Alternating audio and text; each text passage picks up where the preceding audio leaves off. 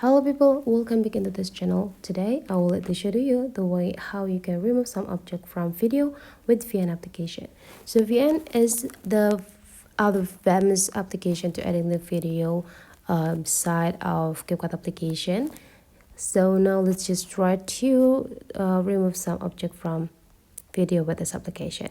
Just open the VN application and open the project that you have, the object that you want to remove. So here is the project, and here you just need to go add the new one by tap into this plus button here, and then you just need to go click my bad, just need to go tap into this plus button right here and then add the same video that you have.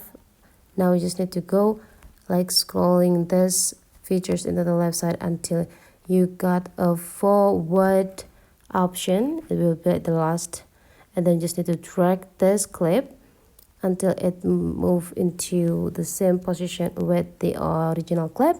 The next thing you need to do is just go take a look on this bottom feature again and slide the bottom feature into the left side until you got mask. Right after you got mask, just tap it. Now you just need to pick the shape. I will let use this rectangle, and again I will let to just remove this one painting there on the wall, and then we need to adjusting the size here. You can like just adjusting the size as well as the positions, so you can just pick the color that is the same color with the wall here.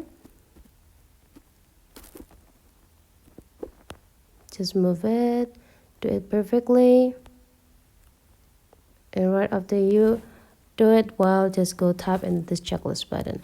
Now you just need to drag your screen here to cover the top side or the top area.